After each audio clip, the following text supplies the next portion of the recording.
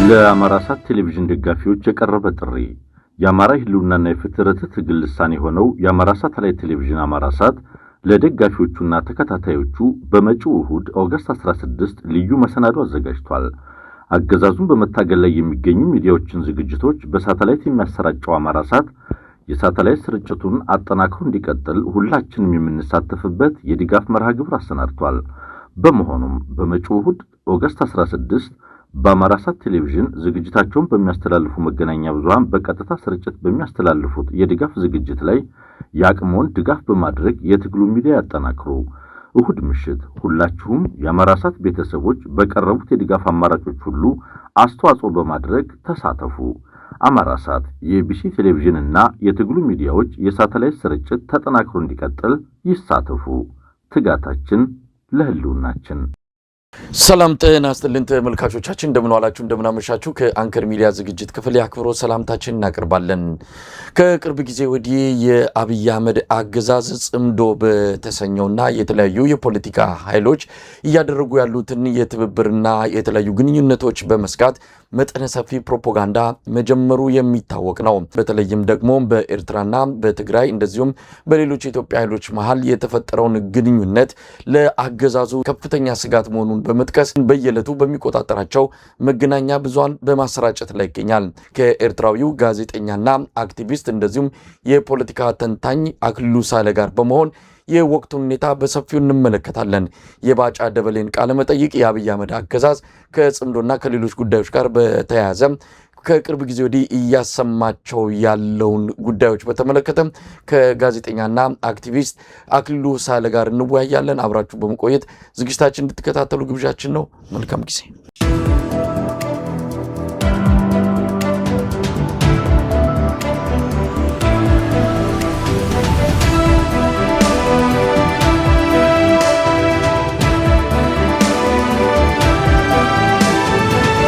ጤና ይስጥልን አክሊሉ።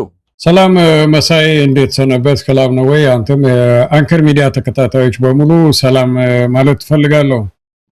አክሊሉ ጠፍታል። ምናልባት በቅርቡ ወደ ኤርትራ አስመራ ሄደ እንደነበረ እንዲሁ አውቃለሁ። ያው በስልክ አውርተናል።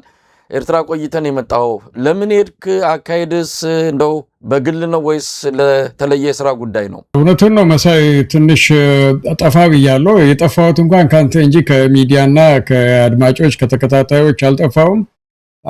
ትክክል ነው እንዳልከው ወደ ኤርትራ ከኢንድ ኦፍ ኤፕሪል እስከ ሚድ ኦፍ ጁላይ ወደ አስመራ ወደ ኤርትራ ሄጄ ነበር። ሁለት ዓላማ ነው። አንደኛውና ዋነኛው ያው የቤተሰብ የፋሚሊ የእናት ጉዳይ ነው።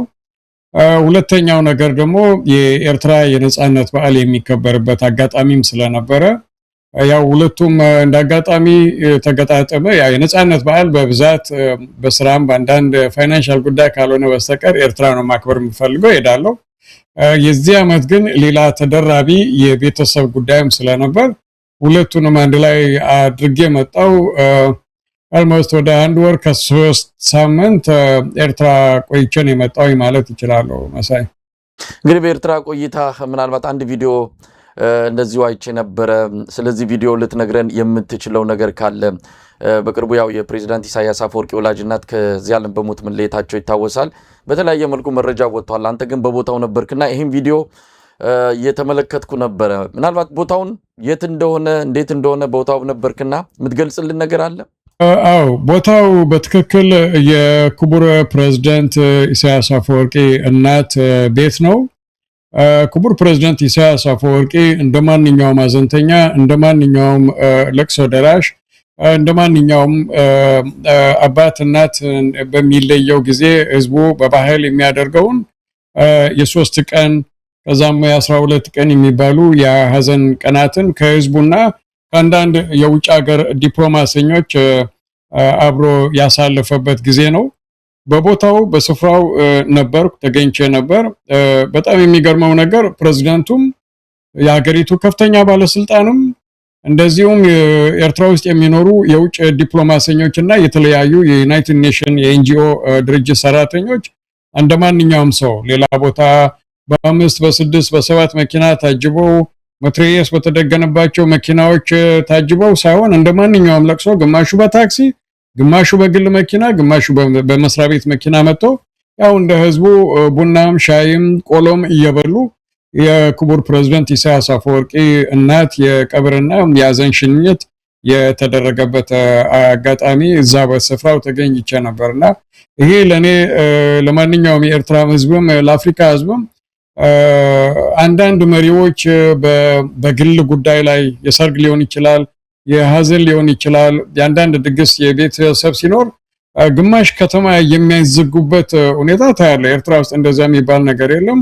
ፕሬዝዳንቱም ሚኒስትሩም ሁሌ እንደምንናገረውና እንደምናውቀው እንደማንኛውም ተራ ዜጋው ነው ኖርማል ዴይሊ ላይፋቸውን የሚያሳልፉ የኤርትራ መሪዎች ያሉበት ሀገር ነውና በሌላ በኩል በጣም ደስ የሚልና ከትውልድ ወደ ትውልድ ሊተላለፍ የሚገባው የሙቅሉልነት እንለዋለን በእኛ በትግርኛ አነጋገር ነፃውን እንደማንኛውም ዜጋ ማንኛውንም ዜጋ መስለ የመኖርና የመሄድ ሁኔታ ነው የተከታተልኩት እዛ አመሰግናለሁ አክሊሉ እንግዲህ የፕሬዝዳንት ኢሳያስ አፈወርቂ ወላጅ እናት መሞታቸውን በተመለከተ በተለያዩ ሚዲያዎችም እንደዚሁ መረጃው ወጥቷል አንተ ደግሞ በአካል ሄደ ቦታውን ላይ ተገኝተ ያየሆነና በቪዲዮም ቀርጸ ያመጣውና ያካፈልከን ወደ ዕለቱ ውይይታችን እንሄዳለን እንግዲህ ኤርትራ ሄድክ ምን እየተባለ ነው እዛ ያው የቀጠናው ጉዳይ የሚታወቅ ነው በኤርትራና በኢትዮጵያ በቀጠናው በአጠቃላይ ጦርነት ሊፈነዳ ይችላል የሚለው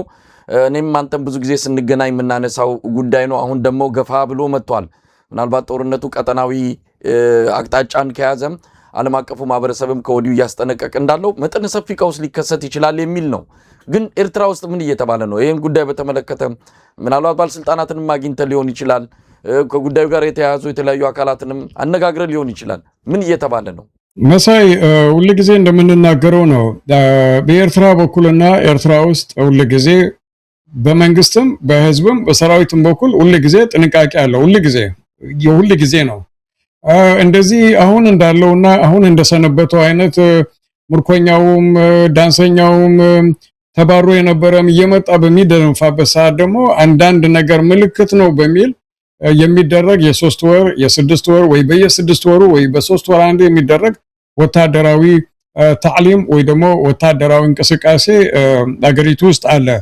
በአጠቃላይ በህዝብም በመንግስትም በኩል ሲታይ ግን በብልጽግና በኩልና አንዳንድ ሎቢስት የውጭ ሎቢስት እዛ አካባቢ በጣም ኃይለኛ ጦርነት ሊነሳ ይችላል እንዲህ ሊደረግ ይችላል እንዲህ ሊሆን ይችላል የሚባለው ነገር ኤርትራ ውስጥ ብዙ አይገዛም ብዙ የማይገዛበት ብዙ የራሱ የሆነ ምክንያት አለው ያው የኤርትራ መንግስት ባለስልጣናት ባይናገሩም ማለት ነው ልክ የኢትዮጵያ መንግስት ኤርትራ ውስጥ ምን አይነት ሁኔታ አለ ምን አይነት ኑሮ አለ ምን አይነት ያመጋገብ ስልት አለ ምን አይነት በቂ ወታደራዊና የህዝብ አቅም አለ ብለው እንደሚተነትኑት ሁሉ የኤርትራ መንግስትም ኢትዮጵያ ውስጥ ምን አይነት ሁኔታ አለ ኢትዮጵያ ውስጥ ያለ የኃይል አሰላለፍ ኢትዮጵያ ውስጥ ያለ የታጠቀው ኃይል ብዛት ኢትዮጵያ ውስጥ ያለ በመንግስት ላይ አፈነገጠው ወይ በመንግስት ላይ በተመቸው ሰዓትና በማንኛውም ሰዓት እርምጃ ለማውሰድ ብረት ታጥቆ በረሃም በየከተማው በየቦታው ያለ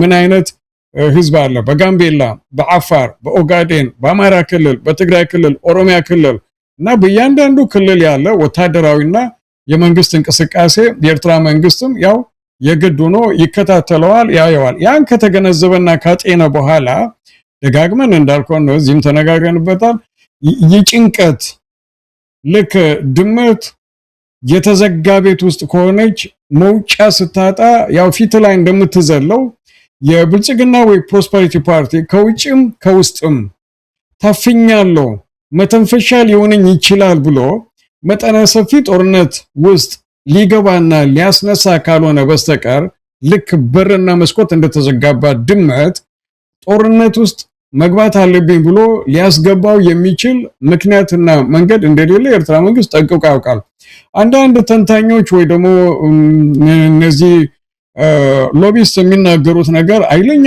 ክራይስ እንደሚነሳ ኃይለኛ ጦርነት እንደሚነሳ ይናገራሉ ያ ብዙ ጊዜ ከብልጽግና መንግስት ባለስልጣናት ከአንዳንድ የውጭ ሎቢስት ጋር የታጠቀውንም ያልታጠቀውንም የማስፈራሪያ ይሆናል ነጭ ሲናገር የዚህ አካባቢ ህዝብና ፖለቲከኞች ይሰማሉ የሚል ፕሮፓጋንዳ ተከፍሎበት ማለት ነው ብር እየተከፈለ እንዲነገር ይደረጋል። እና አጠር ላድርግልህ በኤርትራ መንግስት በኩል ሁሌ ወትሩ ድልዋት የሚባል ነገር አለ። ሁሌም ራስን ለመከላከል ዝግጁ ነን፣ በማንኛውም መንገድ፣ በማንኛውም አቅም፣ በማንኛውም ጊዜ ዝግጁ ነን የሚል አንድ ግልጽና ንጹህ የሆነ አቋም አለ። ጀነራል ባጫ ደበሌ ያነሳውን ሐሳብ እንደዚሁም ከዚህ በፊት አቶ ጌታቸው ረዳ የአብይ አህመድ የምስራቅ አፍሪካ ደህንነት አማካሪ የተናገረዋል ኤርትራን በተመለከተ። ከዛ ጋር ያያይዘን አንዳንድ ነጥቦችን እናንሳና ውይይታችንን እንቀጥል። በተለይ ጀነራል ባጫ ደበሌ ሰሞኑን ካነሳ ውስጥ ኤርትራ ምናልባት አሁን ያነሳው ነገር በዚህ ጉዳይ ላይ ብዙም ያልተጨነቀችው በዚህ ጉዳይ ላይ ልክ ሌላ ቦታ እንዳለው አይነት ስጋት የሌለባት ጦርነቱን ኢትዮጵያ ውስጥ እንዲሆን ጦርነቱን ትግራይ ምድር ላይ እንዲሆን የኤርትራ መንግስት አድርጓል። ሌሎችን አደራጅቶ የኢትዮጵያ የተለያዩ ታጣቂ ቡድኖችን ከጀርባ በመደገፍ ወደሱ እንዳይመጣ የጦርነቱ አጠቃላይ ሜዳው በትግራይ መሬት በኢትዮጵያ መሬት ላይ እንዲሆን ስለተደረገ እንደዛ አይነት ግምት ልንወስድ እንችላለን። ምናልባት ስጋቱም ሆነ በብልጽግና ደረጃ ኤርትራ መንግስት ጋር ስለ ጉዳዩ ብዙም የማይባለው ምን አለ መሰለህ መሳይ፣ ኢትዮጵያ ውስጥ ጦርነት፣ ኢትዮጵያ ውስጥ መታኮስ፣ ኢትዮጵያ ውስጥ ኩርፊያ የጀመረው እኮ የኤርትራ መንግስትና የብልጽግና ወይ ደግሞ ክቡር ፕሬዝዳንት ኢሳያስ አፈወርቅና ዶክተር አብይ አህመድ ስለተኳረፉና ከተኳረፉ በኋላ አይደለም። የኤርትራ መንግስት እንዲያውም ጣልቃ የገባ የኦነግና እንደዚሁም ከሌላ ቦታ አካባቢ ያሉ ታጣቂዎች ከመንግስት ጋር አብረው እንዲሰሩ ከመንግስት ጋር እንዲግባቡቆ ከነ ዳዊት ኢብሳ ጋር ግንኙነት ያደርግ ነበር የኤርትራ መንግስት። የኤርትራ መንግስትና የኢትዮጵያ መንግስት መልካም ግንኙነት በነበራቸው ሰዓት አማራ ክልል ውስጥ ትጥቃን ፈታም ትጥቃና ወርድም ብለው ለጦርነት የተዘጋጁና ወይ ደግሞ ራሳቸውን ያሰባሰቡ ሰዎች የነበሩበት ጊዜ ነው። የኤርትራ መንግስትና የኢትዮጵያ መንግስት መልካም ግንኙነት በነበራቸው ሰዓት ሸኔ የሚባል በኦሮሞ ክልል ደግሞ ባንክ የሚዘርፍ የፈለገውን የመንግስት መኪና የሚያቃጥል ከዚህ ወደዚህ ክልል መንቀሳቀስ አትችሉም የሚል ራሱን የቻለ ታጥቆ የሚዋጋ ድርጅት ነበር እና ትግራይ ውስጥም ቢሆን የትግራይ ውስጥ ያሉ አሁን 2-3 ቦታ ቢከፈሉም የኤርትራ መንግስትና የትግራይ ክልል መስተዳድር ኩርፊያ ውስጥ በነበሩበት ሰዓት ትግራይ ውስጥ ያሉ ታጣቂዎች ከፌደራል መንግስት ጋር ጦርነት ውስጥ ነበሩ እና እነዚህን 3 ነገሮች ከተመለከትክ በኋላ የኤርትራ መንግስት ጦርነቱ ትግራይ ውስጥ ወይ ጦርነቱ አማራ ክልል ወይ ጦርነቱ ኦሮሞ ክልል ብቻ እንዲሆን የወሰደው ማንኛውም አይነት እርምጃ ወይ ደግሞ አዲስ እንቅስቃሴ የለም። ጦርነቱም ኩርፊያውም መታኮሱም ከኤርትራ መንግስትና የኢትዮጵያ መንግስት ከመጣላታቸው በፊት የተጀመረና የሆነ ነገር ነው። ምናልባት የኤርትራ መንግስት ደጋግመን እንደምንለው አዲስ የተከተለው ታክቲክ ቢኖር ከኢትዮጵያ ታጣቂዎች ኢትዮጵያ ውስጥ ካሉ ከመንግስት ጋር ካኮረፉም ሆነ ከመንግስትም ወደ ኤርትራና ኤርትራ መንግስት ላይ የሚመጣ ማንኛውም አይነት ጥቃት እስከሌለ ድረስ የኤርትራ መንግስት በትጥቅም በፖለቲካም ኢትዮጵያና ኢትዮጵያ ውስጥ ያሉ የፖለቲካ ድርጅቶች ላይ ፎከስ ያደረገ እንቅስቃሴ አልወሰደም እየወሰደም አይደለም እና መጀመሪያ የነበረው ጦርነት የራሱ የሆነ ጽምዶ ወደ ኋላ ላይ እናነሳዋለን። ከዚህ ጀርባ የኤርትራ መንግስት የለም ማለት እንችላለን። በተደጋጋሚ የአብይ አህመድ አገዛዝ ክሱም ሆነ በየጊዜው የሚያነሳው የኢትዮጵያ ችግር፣ የኢትዮጵያ ጉዳት፣ የኢትዮጵያ አንድ ነገር ላይ የኤርትራ መንግስት አይጠፋም። በአንድም ይሁን በሌላ የኢትዮጵያ መዳከም ለኤርትራ መንግስት ቀና ማለት በዛ መንገድ የሚመለከቱ በመሆናቸው በየጊዜው ከኢትዮጵያ ችግር አጠገብ የኤርትራ መንግስት አይጠፋም የሚለው ክስ ይሰማል። ይሄ ክስ ሙሉ በሙሉ ውሸት ነው ማለት እንችላለን። በድፍረት መናገር የምፈልገው ነገር ምንድነው? መጀመሪያ ወደ ዋና ነጥቡ ከመሄድ በፊት የኤርትራ መንግስት ኢትዮጵያ ውስጥ ያለ ማንኛውንም የታጣቂ ኃይል በትጥቅም ሆነ በስንቅም ሆነ በአድቫይስ በምክርም ሆነ ማገዝ ካለበት ማገዝ ሙሉ መብቱ የኤርትራ መንግስት እጅ ውስጥ ነው። የማንም መንግስት እጅ ውስጥ አይደለም። የኤርትራ መንግስት እንደ መንግስት ማለት ነው ማንኛውም አብሮት ሊሰራ የሚችል ኃይልን የማገዝ መብት አለው። ከዚህ በኋላ ነው ማንኛውም የሚወቅስ አካል ካለ መምከርና መከራከር ወይ መነጋገር የምንችለው። በመጀመሪያ ደረጃ የኤርትራ መንግስት ፋኖን ይሁን ኦነግ ሸኔን ይሁን ኦጋዴንን ይሁን ሶማሌ ክልል ያለውንም ከሆነ ከተመቸ ማለት ነው ትግራይ ውስጥ ነው ያለም ሆነ እንዲያንሰራራ ብቻ ሳይሆን በሁለት እግሩ ቆሞ እንዲሄድ ማንኛውም አይነት ወታደራዊ ትጥቅና ስንቅ ምክር፣ ሎጂስቲክ ማገዝና መደገፍ መብቱ መሆኑን የኢትዮጵያ መንግስትም ሆነ ማንኛውም የሚወቅስ አካል ይህን ማወቅ አለበት። አንዲት ነጥብ ነው የምናገረው። ይሄ አዲስ አበባ ውስጥ እያየነው ያለ የብርጌና ሐመዱን ብለው የዶሜስቲክ ቴሮሪስትን ብለው ሽሩጉድ ለኢትዮጵያ መንግስት ለብቻው ከሰማይ ወይ ደግሞ ከዩናይትድ ኔሽን ይህን የማድረግ መብት አለ የሚል ማህተም የሰጠው ሰው እኮ የለም። ኤርትራን ለማፍረስ ሆነ የኤርትራን መንግስት ለመገልበጥ ሬጂም ቼንጅ ለማድረግ የሚንቀሳቀሱ ድርጅት አዲስ አበባ ውስጥ ተሰበሰቡ ብሎ በናሽናል ቴሌቪዥን የሚናገር መንግስት ወያኔ እንዲያንሰራራ፣ ፋኖ ትጥቅ እንዲይዝ፣ ኦነግ እንዲሆን ኤርትራ ታግዛለች፣ እንድንፈርስ ኤርትራ ምክንያት ነች ብሎ ማልቀስ ይባላል። ማልቀስ መብት የለውም። አንተ በምታስታጥቀውና በምትሰበስበው ልክ የኤርትራ መንግስት መሰብሰብና ማስታጠቅ መብቱ መሆኑን ማወቅ አለብን። ከዛ ወደዚህ መለስ ብለን መናገር ካለብን ግን የኤርትራ መንግስት ብዙ ጊዜ ደግመን ደጋግመን እንደምንናገረው እንደ ኢትዮጵያ መንግስት ካንገት በላይ ወይ ደግሞ ለማስመሰል ሪጂናል ኢንቴግሬሽን የቀጠና መተባበር ቀጠናዊ አንድነት የሚባለውን ነገር ለፒአር እና ለሚዲያ ብሎ የሚናገር ሳይሆን የኤርትራ መንግስት በትክክል አምኖበት ተቀብሎበት እንደ ህገ መንግስት ያጸደቀው ነገር ቢኖር በዚች ምስራቅ አፍሪካ ውስጥ ያለ ህዝብ በሰላም እንዲተኛ በሰላም እንዲኖር እንጂ በጦርነት ውስጥ ምክንያቱ የጦርነትን ጠባሳና የጦርነትን ሶቀቃ ከኤርትራ ህዝብና መንግስት በላይ የሚያውቀው አካል አለ ማለት አልችልም፣ አንፈልግም። ያ ስለሆነ የኤርትራ መንግስት ኢትዮጵያ ውስጥ ላሉ ማንኛውም አይነት ነገሮችንም ከጀርባ ሆኖ የሚገፋበት ምክንያት የለውም፣ የሚተኮትክበት ምክንያት የለውም። የኢትዮጵያ መንግስት አሁን ያለው በተለይ ብልጽግና መንግስት ጡንቻው ያበጠው ነው ሲሰማው ግብፅንም ሱዳንንም ሻዕቢያንም ወያኔም ፋኖም ተባብረው ቢመጡ እንበላቸዋለን እንሰብራቸዋለን ይላል። ደከም ባለበት ሰዓት ደግሞ የኤርትራ መንግስትና የኤርትራ ጀነራሎች አጎቶቻችንና አለቆቻችን ባይኖሩ ምን እንሆን ነበር ይባላል ፓርላማ ውስጥ። ግብፅ ትሄድና በእነሱ ቋንቋ ወላሂ ነህና አኽዋን ወላሂ እንቱ እያልክ ስታሽመኖምን ግብፅ የቁርጥ ቀን ወዳጅ መሆናቸውን ትናገራለህ። ደከም ብለ የተሰማ ጊዜ ሲሆን ደግሞ ለመፍረሳችንም ለመውደቃችንም ለመበታተንም የጥንት የጠዋት ጠላቶቻችን የግብፅ መንግስት እጅ ከኋላ አለበት ይባላል። ኤርትራ መውቀስ ስትፈልግ ደግሞ እንኳን ወዳጅ ጥላ ይሸሻል። የኤርትራ መንግስት አልሸሸንም።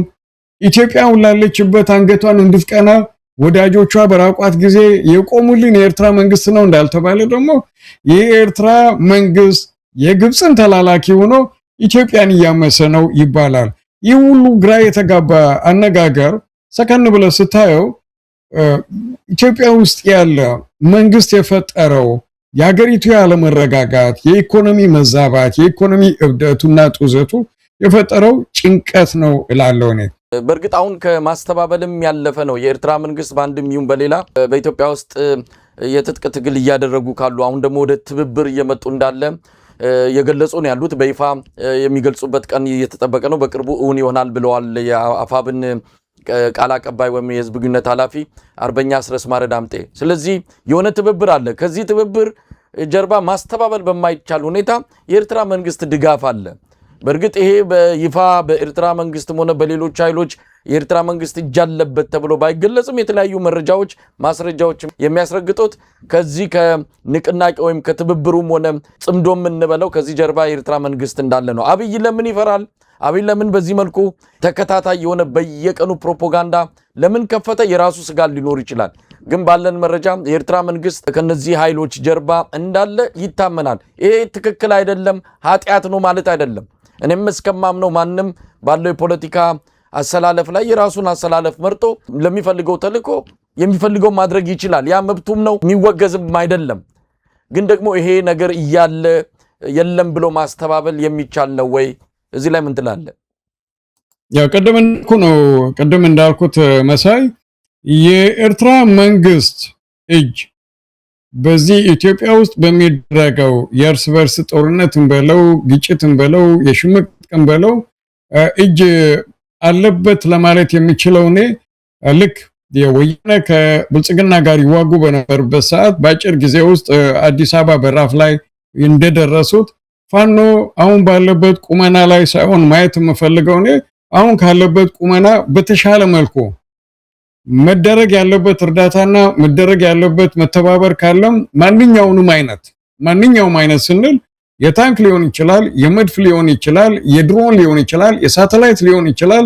ማንኛውም አይነት እርዳታና ድጋፍ ትብብር ተደርጎለት ኢትዮጵያ ውስጥ ያለውን ሰው በሊታ ጭራቅ አሁን ሜቢ በገፉት ነበር የሚፈለገውን ያህል ትብብር ተደርጎ ቢሆን ኖሮ ለዛውም ከሱዳን በሚመጣ ትብብር ለዛውም ከግብጽ በሚመጣ ትብብር እና ትብብር አለ ቢባልም ነው በእኔ አስተያየት ይህ የማይባል ሊሆን ይችላል ነው የምለው። መተባበር ያስፈልጋል ከሚገባው በላይ። አንድ ሰው እበላሃለሁ፣ ረግጣሃለሁ፣ እኔ ዝሆን ነኝ እናንተን መርገጥ ይችላለሁ እያለ በየጠዋቱ በሚደነፋበት ሰዓት ኢትዮጵያ ውስጥም ቢሆን ብሔርን ከብሔር ጎሳን ከጎሳ የጥንት መሪዎችን እና አፄ ቴዎድሮስን አፄ ዮሐንስን እየጠቀሰ ብሔር ከብሔር የሚያጣላ መንግስት እሱ ላይ ካልተተባበርክ ሌላ ማን ላይ መተባበር ትችላለና ትብብር የለም የምለው እኔ አሁን ፋኖም ሆነ የትግራይ ታጣቂዎች ወይ የትግራይ ክልላዊ መንግስት ካላቸው ቁመና አንጻር ነው። ምክንያቱም ከሁለትና ሶስት መንግስታት የሚደገፍ ታጣቂ ኃይል ሊኖረው የሚገባ ቁመና በትክክል አሁን ያለው ኢትዮጵያ ውስጥ ያለው ቁመና መሆን የለበትም። ቢያንስ ልክ የኢትዮጵያ መንግስት የሚመካበትን አይነት ዘመናዊ ታንክና ድሮን የታጠቀ ኃይል ማየት ነበረብን ባይነኝ። ከዚህ በኋላ ትብብር ሊኖር ይችላል። የሚደረገው ትብብር አሁን ውስን ወይ የተመጠነ ነው ሊባል ይችላል። ሌላ ርዕስ ነው። ፈገግ የሚያሰኘኝ ነገር አለ። ምንድነው ያ ፈገግ የሚያሰኘኝ? አንድ ጊዜ ዶክተር አብይ አህመድ ሲናገር ሱና ሱ 26 ሱ 27 ጀት ብለን ስንናገር ጎረቤቶቻችን ምን አይነት መሳሪያ ነው ይሉ ይሆናል። ስለ ድሮን ስንናገር ምን አይነት መሳሪያ ነው ይላሉ ብሎ ሲደነቅ ነበር። አሁን ደግሞ የአማራን እና የትግራይ ታጣቂዎችን ሰላይ ድሮን ታጠቁ ብሎ እየከሰሰ ነው። ሰላይ ድሮን ታጠቁ ብቻ ሳይሆን እስከ 2000 ኪሎ ሜትር ደርሰው መመለስ የሚችሉ አጥቅተው መመለስ የሚችሉ ድሮኖችን መታጠቅም ነበረባቸው። ትብብሩ እንደሚባለው ቢኖር ማለት ነው። ምናልባት ከዚህ በፊትም በትግራዩ ጦርነት አብይ አህመድ የኤርትራ መንግስት አልገባም ብሎ ያው ሲያስተባብል ቆይቶ ነው በመጨረሻም የኤርትራ መንግስት በትግራዩ ጦርነት እንደተሳተፈ ራሱን በፓርላማ ገልጾ ከምስጋና ጋር አቅርቦ በኋላም ደግሞ ወደ ክስ የመጣው። ስለዚህ እንዲህ አይነቱ ነገር መጀመሪያ ላይ ይገለጽ ይችላል፣ ኋላ ላይ ትክክለኛው መረጃ ይወጣልና እሱ እንዳለ ሆኖ ትብብሩን በተመለከተ በተለይ ጽምዶ የሚለው ነገር መጥቷል። ጽምዶ ደግሞ በትግራይ ማህበረሰብና በኤርትራ ማህበረሰብ መሃል ድንበር አካባቢ ባሉ ነዋሪዎች የተጀመረ አንድነት ግንኙነት ነው። ያን አስመልክቶ ባለፈው ይሄው የጽምዶ ስም ተጠቅሶ በፖርት ሱዳን አንድ ስብሰባ መካሄዱ ይታወሳል። ሰሞኑን ደግሞ እንደዚሁ ኬንያ ላይም ተካሂዷል። ምናልባት ስለዚህ ስለ ጽምዶ የምትለው ነገር አለ? ምንድነው ጽምዶ? ጽምዶ የሚለው ቃል በኢትዮጵያ ቴሌቪዥን በኢትዮጵያ መገናኛ ብዙሃን አብይ አህመድ በሚቆጣጠራቸው የፕሮፓጋንዳ ማሽኖች ለበርካታ ጊዜያት በየዕለቱ ሲሰማ የነበረ ቃል ነው። አሁን ቀስ እያለ እየደበዘዘ መጥቷል። ለማንኛውም ስለ ጽምዶ ምን ትላለህ አክሊሉ? ጽምዶ ሲጀመር በሁለት ጎረቤት በሁለት ድንበር አካባቢ ያሉ ህዝቦች በሰላም ተከባብረው ከጦርነትና ከጥላቻ ርቀው የመተባበሩ መንፈስ አሳድገው አብሮ እንዲጓዙ የሚል ነው። ሲጀመርም ታስታውስ ከሆነ አስመራ ላይ ሐምሌ ፕሬዝዳንት ኢሳያስ አፈወርቂና ዶክተር አብይ አህመድ የተፈራረሙት ውል ቢኖር የመጀመሪያው ነገር ሁለቱን ህዝቦች ኖርማላይዜሽን መመለስ፣ በተለይ ድንበር አካባቢ ያሉ ዜጎች ከጦርነት ከጥላቻ ከማንኛውም አይነት ስጋት ነፃ ሆነው የመተማመንና የመቀራረብ መንፈስ እንዲያድግ የሚል ነው። ያ አንደኛው ነው። አራተኛው ቁጥር ላይ ነው ስለ ድንበር መካለልና ስለ ድንበሩ የሚነሳው። በመሃል ላይ 2 እና 3 ላይ ደግሞ ኖርማላይዜሽኑ ከተሆነ በኋላ ትራንስፖርቴሽን እንዲጀምር፣ የተቋረጠው የአየር ትራንስፖርት እንዲቀጥል፣ ኮሙኒኬሽን እንዲጀምር፣ ንግድና የንግድ እንቅስቃሴ እንዲጀምር ነው የሚለው እና ያ በዶክተር አብይ አህመድና ፕሬዝዳንት ኢሳያስ አፈወርቂ የፈረሙት ፌርማ እነዚህ ሁለት ጎረቤት ህዝቦች ጀምረውታል። ይህ የሁለቱ ሀገር ህዝቦች ሰላም አማራውንም አፋሩንም ሱዳኑንም ሌላውንም አካቷል። ምክንያቱም እስካሁን ድረስ ይነገር የነበረው ናሬሽን የኤርትራ ህዝብ አማራን ይጠላል፣ የኤርትራ ህዝብ አማራን አህያ ይላል የሚል ሊኖሩ ይችላል እንዴ? መሪዎቻችሁ የኢትዮጵያ መሪዎች እኮ እስካሁን ድረስ የደረቀ ዳቦ የሚበሉ እነዚህ ረሃብተኞች እያሉ እኮ ነው። እንኳን ተራ አክቲቪስት ማለት ነው መባሉ ጥሩ ነው ባልልም እና እስካሁን ድረስ ይነገር የነበረው የኤርትራ ህዝብ አማራን እንደሚጠላ፣ የኤርትራ ህዝብ ትግሬን እንደሚጠላ፣ የኤርትራ ህዝብ ኦሮሞን እንደሚጠላ፣ ምስራቅ አፍሪካ ውስጥ ማንኛውንም ህዝብ በፍቅር የሚያይ ህዝብ አለ ቢባል የኤርትራ ህዝብ ነው። እና ይህ የሁለቱ ህዝቦች ግንኙነት አማራውንም አካቷል፣ አፋሩንም አካቷል፣ ጋምቤላውንም አካቷል። በተለይ በዚህ ሰዓት ሶማሉንና ሱዳኑን ድንበር ተሻግሮ አካቷል። እና ይህ ግንኙነት ይህ ትብብር የህዝብ ለህዝብ ግንኙነት ከሚል አልፎ ማንኛውም አይነት ስጋት በአማራም በኦሮሞም በትግሬውም በኤርትራም በሱዳንም በሶማሊያም ላይ ከተቃጣ አብለው ተባብሮ የማይመክቱበት ምክንያት ደግሞ የለም። እና ዋናው አጀንዳው ህብረተሰቡን በሰላም የሚኖርበትን መንገድ ማመቻቸት ነው። ይሄ ጽምዶ በአካባቢው ያሉትን ማህበረሰቦች ከማቀራረብ ባሻገር እንግዲህ ይሄ ማህበራዊ ፋይዳ እንዳለው ነው ሲገለጽም የነበረው። ነገር ግን የፖለቲካ ልብስም አለው። ምናልባት ወደፊትም የወታደራዊ ትብብር የሚኖረው እንደሆነ ይታመናል። ጽምዶ የሚለው እንደሚባለው የማህበረሰቦች ግንኙነት ብቻ አይደለም፣ የፖለቲካ አጀንዳም አለው።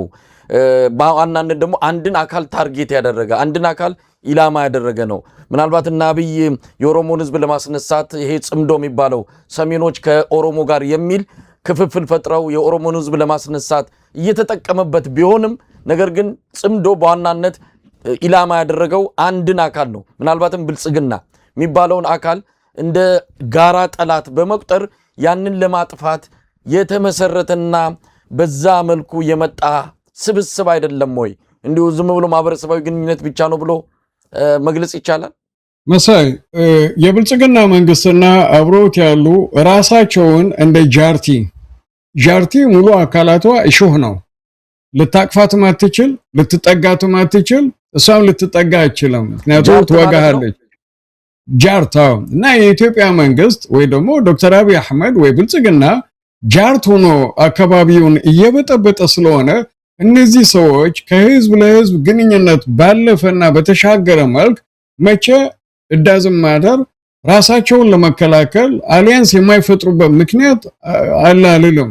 ኢትዮጵያ ውስጥ ካሉ ኃይሎችም ይሁን የሱዳን ውስጥ ካለው ኃይልም ይሁን ከሱዳን ውጭ ያለ ኃይልም ቢሆን የኢትዮጵያ መንግስት በዚህ ሰዓት እኮ ጃርት ነው የምንለው ለዩናይትድ አረብ ኤምሬት ተላላኪው ነው።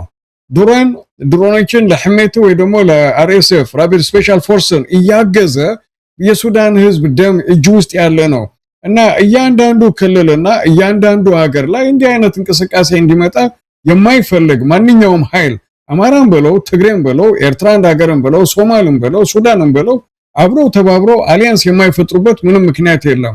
እና ህዝቡንም ሆነ መጀመሪያ የኢትዮጵያን ህዝብ አማራውን እንደ አማራ፣ ኦሮሞውን እንደ ኦሮሞ፣ ትግሬን እንደ ትግሬ፣ አፋሩን እንደ አፋር ተቀብሎ እኛ ትልቅ ብሔር ነን፣ እኛ ዝሆን ነን፣ እኛ እንችላለን፣ እኛ እንረግጣለን የሚል ማስፈራሪያና ዛቻ ሳይናገር ብልጽግና ህዝቡን ህዝብ ለህዝብ አቀራርቦ በሰላም ከኖሮኮ በምን አይነት መልክ አንተ ጽምዶ ውስጥም ሆነ እዚህ ህብረት ውስጥ እዚህ አሊያንስ ውስጥ መጥባት የለብህም አይባልም። ችግሩ ግን የሚመነጨው ኢትዮጵያ መንግስት ውስጥ ነው፣ ብልጽግና ውስጥ ነው። እና አጠር ባለ ይህ ጽምዶ ይህ አሊያንስ ዜጎች በጸሎት ወይ በምኞት ብቻ በሰላም የህዝብ ለህዝብ ግንኙነት ያደርጋሉ ብለ ተመኝቶ የምትጠብቀው ነገር አይደለም። ይህን ሰላም የሚያደፈርስ ካለ አማራን ከትግሬ ጋር፣ ትግሬን ከኤርትራ ጋር፣ ኤርትራን ከትግሬ ጋር ማበጣበጥ የሚፈልግና እርስ በርሳቸው ልክ እንደ ጫካና እንደ ባህር ውስጥ አሳ ትልቁ ትንሹን እየበላ እንዲኖርና መጨረሻ ላይ እሱ ብቻውን እዛ አካባቢ መንገስ የሚፈልግ ኃይል ካለ በዛ ኃይል ላይ መተባበሩ ጊዜና ቦታ የማይጠይቅ ለነገ ይደር የማይባል እዛ አካባቢ ያሉ የታጠቁ ሆነ የፖለቲካ ኃይሎች ያለውን ሁኔታ ግምት ውስጥ አስገብተው ከትላንት ዛሬ ከዛሬ ደግሞ ነገ ኃይላቸውን አሰባስበው ራሳቸውን መመከትና ራሳቸውን መከላከል ከተቻለም ማለት ነው ልክሱና እናጠፋቸዋለን እንደሚለው የማጥፋቱን እርምጃ ጊዜ ሳይሰጡ መውሰድ አለባቸው ነው የሚለው። እና ጽምዶ ስንል ለማስተባበል ወይ ጽምዶ ስንል ከበስተጀርባው የተደበቀ ሃይድን አጀንዳ አለ። ጽምዶ ግን ውጭ የሚነገርለት ጃስት የህዝብ ለህዝብ ግንኙነት ነው ብቻ የሚባል አይደለም። ህዝብን አደጋ ውስጥ የሚያስገባ ከሆነ አሊያንሶችን አደጋ ውስጥና ችግር ውስጥ የሚከት ከሆነ ማንኛውም አይነት ራስን የመከላከልና ራስን የመጠበቅ እርምጃ የምትወስድበት ሌላ ሜካኒዝምም ጭምር ነው። እንግዲህ አክሊሉ ወደ ባጫ ደበሌና ጌታቸው ረዳ ቃለ መጠይቆችን እንምጣ። ጌታቸው ረዳ ትንሽ ቆየት ያለ ቢሆንም እናንተ ዛሬ ስለተገናኘን አንዳንድ ሐሳቦችን ጌታቸው የሰጣቸው ሐሳቦች ላይ ምናልባት መልስ ካለህም አነሳለሁ። ግን የባጫን ላስቀድም። ባጫ ሰሞኑን ሚዲያዎቹን ተቆጣጥሯል። ለቢቢሲ አማርኛ የሰጠው ቃለ መጠይቅ አለ። አሁን ደግሞ በውጪ ለሚገኝ አንድ የብልጽግና ደጋፊ ሚዲያ እንደዚሁ የሰጠው ረጅም ቃለ መጠይቅ አለ። ምናልባት ሙሉን ተከታተል እንደሆነ አላቅም። የተቆራረጠውን በተለያየ መልኩ ሲላክ ሰምቻለሁና ሙሉን ስላልሰማው በተወሰነ ደረጃ ከኤርትራ ጋር በተያያዘ ያላቸውን አንዳንድ ነገሮች እንደዚሁ ተቆራርጦ የመጣውን ሰምቼዋለሁ። የኤርትራ ጀነራሎችን ያጣጣልበት፣ እንደዚሁም የኤርትራ መንግስትን በከፍተኛ ሁኔታ የተቸበት፣ የተለያዩ ጉዳዮችን ያነሳበት፣ አንዳንዱ ምናልባት በሱ ደረጃ መገለጽ የሌለበትን እንደ አንድ አክቲቪስትና ዝም ብሎ የመንደር ዩቲዩበር በሚመስል መልኩ መረጃዎችን ያወጣበት ሁኔታ ትዝብት ላይ ቢጥለውም ግን ለዛ ምላሽ ያስፈልጓል። እውነተኛው ነገር መታወቅ አለበት። ምርኮኝነትንም የካደበት ሁኔታ ነው ያለው። ምናልባት ምርኮኝነትንም ከአንድ ብሔር ጋር አያይዞ እኔ ኦሮሞ ስለሆንኩ ነው እንዲህ አይነት የስም ማጥፋትና ውርጅብን የመጣብኝ ከመጣሁበት ብሔረሰብ ጋር በተያያዘ ነው ብሎ ምርኮኝነትን ከብሔረሰብ ጋር አያይዞ የመጣበት መንገድ በራሱ አስቂኝ ነው። ለማንኛውም ብዙ ነገሮችን አንስተዋል። ኤርትራ የምትባል ሀገር ትጠፋለች ብሏል ለቢቢሲ። ሀገር አይኖርም፣ ድንበር አይኖርም፣ ይሄ ጦርነቱ አንዴ ይጀመር እንጂ ማብቂያው የት እንደሆነ አናቅም የሚል በጣም አስፈሪ መግለጫም ነው የሰጠው ለቢቢሲ አማርኛ። እንዴት አየው አጠቃላይ የባጫ ደበሌን የሰሞኑን በሚዲያዎች ላይ እያደረገ ያለውን እንቅስቃሴ? እነዚህ አሁን ያሉት ሱዳን በራሱ ጦርነት ውስጥ ነው ያለው። ልባርክ የሱዳን ጦርነት ውስጥ በራሱ ጦርነቱ ሳይጨርስ ሌላ ተጨማሪ ከኢትዮጵያ ጋር ያለ ጦርነት በሚመጣበት ጊዜ አውቶማቲካሊ የሱዳን መንግስት የሚባለው አሁን ከአርኤስኤፍ ጋር የሚዋጋው ይጠፋል። ምክንያቱም ከኢትዮጵያ መንግስት ጋር ጦርነት ከከፈተ የኢትዮጵያ መንግስት ቱ ዘ ማክሲመም ያለውን አቅም ተጠቅሞ በአጭር ጊዜ መፍጨት ነው ምንድነው መጨረስ ነው የሚፈልገው ውጊያ ነው። እንደባለፈው ጊዜ ይሄ እያንዛዛ ከአንድ ቦታ ወደ ሌላ ቦታ አቅም እስክትገነባ ድረስ እያፈገፈግ የምትሄድበት አይነት ሁኔታ አሁን የለም። ጀመርክ በአጭር ጊዜ ውስጥ ጨርሰ መሄድ ነው። ቴክኖሎጂ ነው አሁን ያለው። ምሽግ ጊዜ ምሽግ ለምሽግ የምትዋጋበት ወቅት አይደለም። ስለዚህ የሱዳን መንግስት በዛ አይነት መንገድ የሚፈጣበት ኢምፓክቱ ይሄ ነው። የኤርትራ መንግስትም ከዋንስ ጦርነቱ ከተነሳ በኋላ የኤርትራ መንግስት የሚባል አይኖርም። ይሄን መታወቅ አለበት። ሶ ጂኦግራፊውም ይቀየራል። ፎር ዛት ማተር መንግስቶች ይቀየራሉ፣ ጂኦግራፊውም ይቀየራል። ዝም ብሎ አይነት አይደለም፣ በቀጠናው ማለት ነው። የአገራት ድንበር ይቀየራሉ ማለት ነው። yes እሱንም ኢምፓክት ሊፈጥር ይችላል። ለምሳሌ ያክል በትግራይና በኢትዮጵያና በኤርትራ መካከል ያለው ዲማርኬሽን የለም እኮ። እሱም ራሱ ሌላ ችግር ይፈጥራል። በኋላ ሌላ ችግር ይፈጥራል። ይሄ ይያዛል። የኤርትራ መንግስት አይኖርም። የኤርትራ መንግስት በማይኖርበት ጊዜ ምንድነው ሊመጣ የሚችል? አይኖርም። አይኖርም። በራሱ ይጠፋል። አይኖርም። በትግርኛ ፈራህ 10 ተበትሩ ይባላል። ፈሪ ዱላው 10 ነው ይባላል። እና አጠር ባለ እንቅስቃሴው ሶሻል ሚዲያ ላይ መጥቶ ቲክቶክ ከፍቶ ለብልጽግና ደጋፊ 3 እና ከ3 ሰዓት በላይ ሚዲያ ላይ ቁጭ ብሎ ለዛውም ምስራቅ አፍሪካ ውስጥ የሌለ የጀነራልነት የፊልድ ማርሻልነት ማዕረግ ያለው ሰው በተራ ዩቲዩበር ወይ ደግሞ መንደርተኛ ቡና ምጠጣ ሴት የማታወራውን አይነት ወሬ ሲናገር ለኔ ወይ ለኛ ብልጽግና መንደር ውስጥ ያለ ጭንቀት፣ ብልጽግና መንደር ውስጥ ያለ ስጋት፣ ብልጽግና መንደር ውስጥ ያለ መተማመንና ከዚህ በኋላ ምን ሊመጣብን ይችላል ትላንት ያስተባባልከውን ትላንት የማይጠቅሙ ራት በልቶ ማደር የማይችሉ ስብስብ ነው ብሎ የናቀው ጽምዶን ሌላ ነገር ደረጃ ላይ ደርሶ ካየው በኋላ ዛቻና ማስፈራራት ነው። ይህን ዛቻና ማስፈራራት ይቅርታ አድርግልኝና ወደ ኋላ 2013 14 15 መመለስ ብዬ ይሄ ወደ ኢትዮጵያ ውስጥ በነበረበት ሰዓት መንገጫገጭና ኢትዮጵያ ውስጥ ያለ መረጋጋት እየበዛ ኢኮኖሚውም እያሽቆለቆለ በድርቅ የሚመቱ ዜጎች በበዙበት ሰዓት ሶሻል ሚዲያ ፓልቶክ የሚባል ነበር። ያኔ ፓልቶክ ላይ የኢህወደግ ባለስልጣናት በተለይ እንደነበረከ ስምዖን እንደ አቤ ስብሐት ነጋ ሌሎችም እየመጡ በብዛት ይናገሩ ነበር። እና እንደዚህ አይነት ነገር ከከፍተኛ ባለስልጣኖች ስታየው የስጋት ምንጭና የስጋት ምልክት የፍራቻ ምልክት ነው። እና ተህዲድ ኑሰል አመል ይባላል በአረብኛ። ማስፈራራት፣ ዛቻ፣ ጉራ ማድረግ ለምትፈልገው ነገር ግማሽ መንገድ ነው ማለት ነው። እና እነዚህን ነገሮች ሶሻል ሚዲያ ላይ ስለተናገረ ይሰጋል፣ ይፈራል የሚባል ትግራይ በኩልን በለው ኤርትራ በኩልን በለው ፋኖምን በለው አለ አልልም። ባጫ ደበሌ እንዲህ በየሚዲያውና በየቲክቶኩ አቋረጡት እንጂ ዲና ሙፍቲም ጀምረው ነበር እና በየቲክቶክ እየመጡ የሚናገሩት ነገር ለኛ ወይ ለኔ የስጋትና የፍራቻ ምልክት፣ የህዝቡን የልብ ምት ማዳመጥ፣ የሚሰጠውን ግብረ መልስ መስማት። ምክንያቱ ትላንት የነበርክበትን አንተነትህን ክደህ የምትናገር ከሆነ ምን እያልክ እንዳለ ጠፍቷል ማለት ነው። ለ5 ለ7 ለ8 ዓመት ተማርከህና ማርከው እንደ ሶማል ሽርጥ አስለብሰው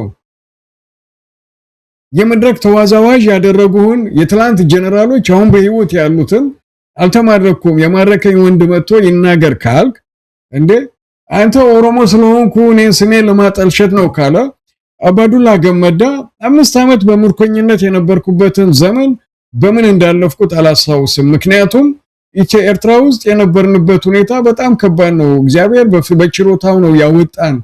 ባጫ ደግሞ ወተት ስለበጠበጠልን ነው ባጫ የተባለ ብሎ እየመሰከረ የማረከኝ ወንድ ይምጣ ማለት ምን ማለት ነው? ማዕረግና ስልጣን ስላልነበረ ነው እንጂ ቴሌቪዥን ላይ አምጥቶ ከኤርትራ መንግስት የሚደቅነው ነበር። ይህ ነገር ምንድነው? ከአብይ ጀምሮ እስከታች ያሉ የብልጽግና ባለስልጣን ኢትዮጵያ ውስጥም ከኢትዮጵያ ውስጥም ያለውን በዘር በሃይማኖት የማፋለስ የማጣላት እርስ በርሱ እንዳይተማመን የሚያደርጉት ነገር ነው። ከዛም ባለፈ ትክክል ነው፣ እውነቱን ነው። አሁን የኤርትራ መንግስት ፕሬዝዳንት እንዳየው ነው አፈር ላይ ኮረኮንች ላይ መንደር ላይ የተጣለ የሐዘን ዳስ ውስጥ እንደማንኛውም ሰው ቁጭ ያለ ነው። እዛ ልዩ ምግብ አይበላም። ቆሎ ከመጣ ቆሎ ይበላል፣ ቂጣ ከመጣ ቂጣ ይበላል። ከህዝቡ የተለየ ፕሌት አይመጣለትም። እና ባጫ ዳቦ ነው የሚበሉ አለ። ኤርትራ ሰራዊት ዳቦ የሚበላ ከሆነ ጀነራሎቹ ዳቦ ነው የሚበሉ። ይህን በአንድ ወቅት ፕሬዝዳንት ኢሳያስ አፈወርቂ ስለ ልጆቹና ስለ ኤርትራ ውስጥ ያሉ ባለስልጣናት ሲናገር ካስታወስ ምን ስለሆን 6 ጣት አለን እንደኛ ህዝቡ ሽሮ እየበላ ህዝቡ እንደማንኛውም ትራንስፖርት ተጠቃሚ በባስና በታክሲ እየተንቀሳቀሰ የኔ ልጆች ወይ ደግሞ ሌሎች ሚኒስትሮች በልዩ መኪና የሚሄዱበት ምክንያት የለም ብሎ ነበር። በ1998 ጦርነት አንድ የግብጽ ጋዜጠኛ ቤቱ ድረስ ሄዶ ነበር።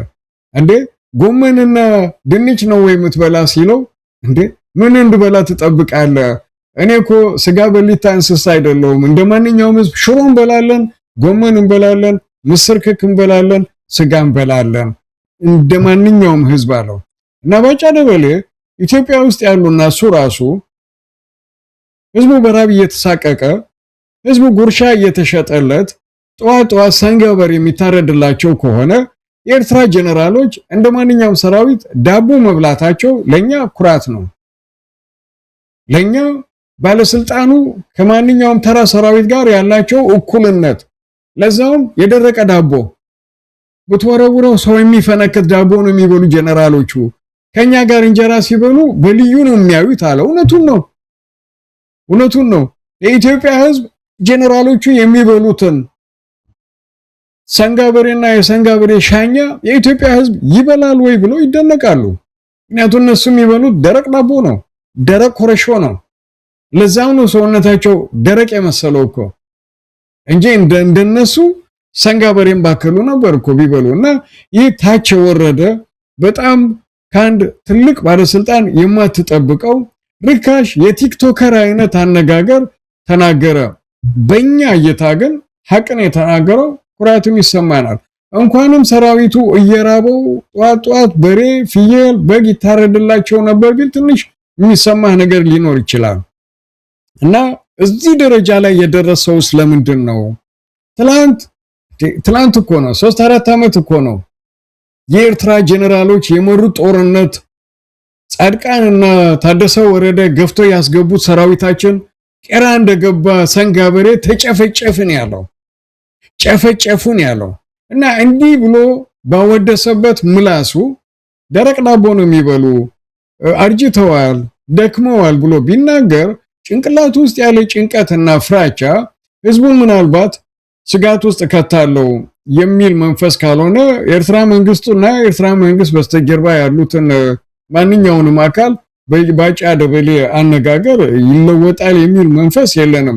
የባጫ ደበሌን ቃለ መጠይቅ እውነት ለመናገር በጣም አሳፋሪ ነው። እንዳንድ ጀነራል እንዳንድ አምባሳደር በዚህ ደረጃ መናገር ለምን አስፈለገ? የብልጽግና ሰዎችስ እውነት ከፖለቲካ ወገንተኝነት ወጥተው ከዘር ቋት ከማንኛውም ምክንያታዊ ካልሆነ ድጋፍ ወጥተው የባጫ ደበሌን ቃለ መጠይቆችና ንግግሮች እኮ በደንብ ቢመረምሩ የሚያሳፍርና የሚያሸማቀቅ እኮ ነው።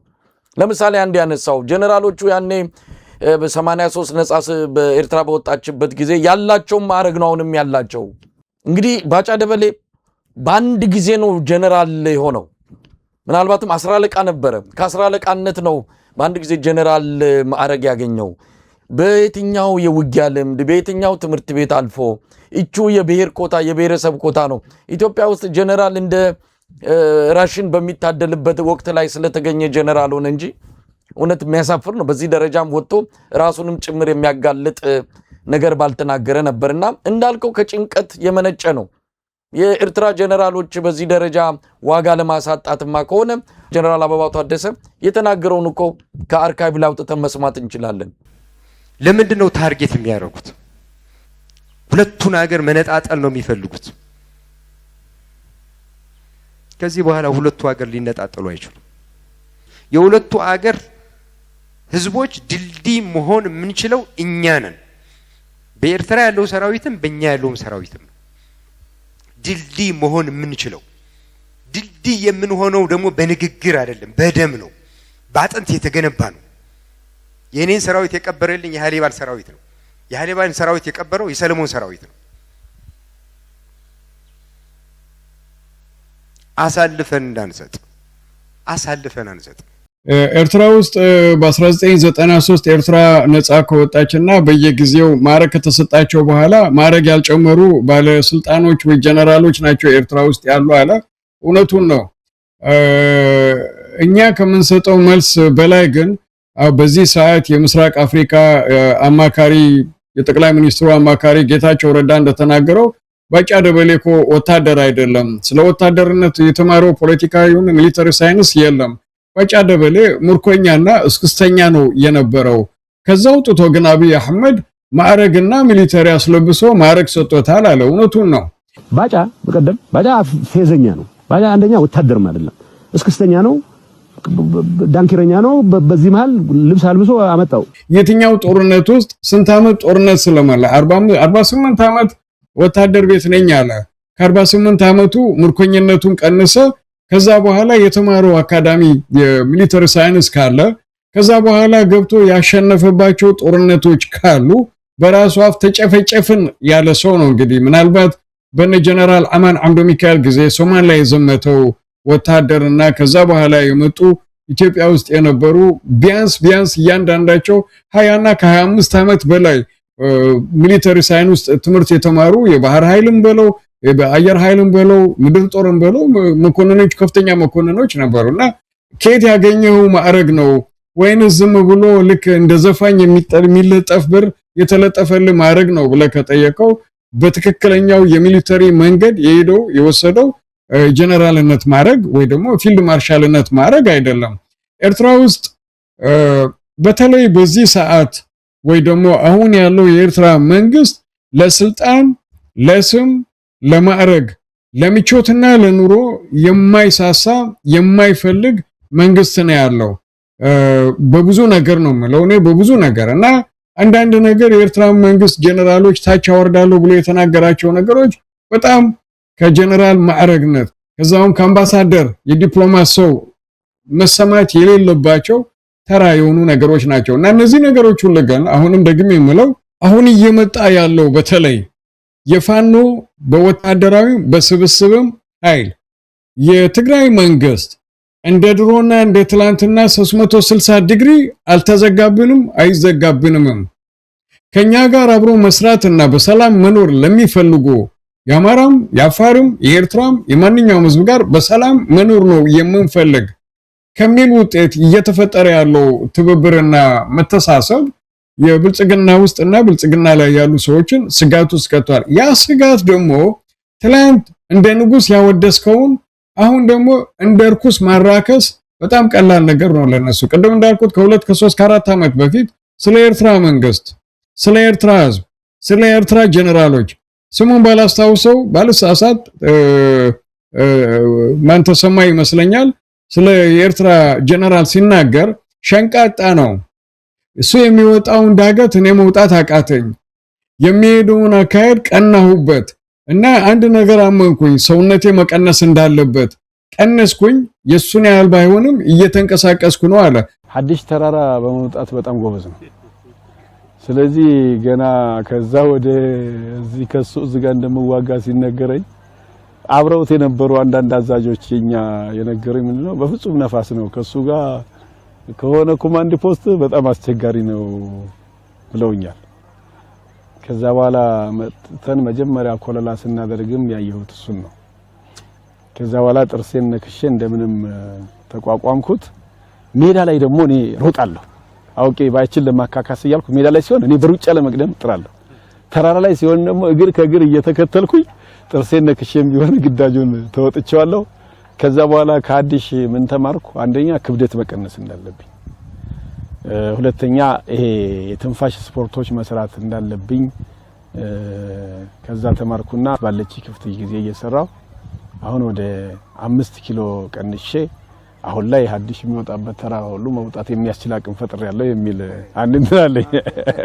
በዛ ልክ ያወደስካቸውን አጎቶቻችን ባይደርሱልን ባልከው ከነሱ ጋር አብረን ባንዋጋ ብለ እንዳልወደስከው በዚህ በ2 በ3 ዓመት አዲስ ነገር እንደተፈጠረ እንዲያርገ ስታራክሳቸው የውስጥ የተምታታበት መንፈስ የፈጠረው አነጋገር ነውና ውጤቱ ጽምዶ ነው። ውጤቱ የኤርትራ መንግስት ዝምታ ነው።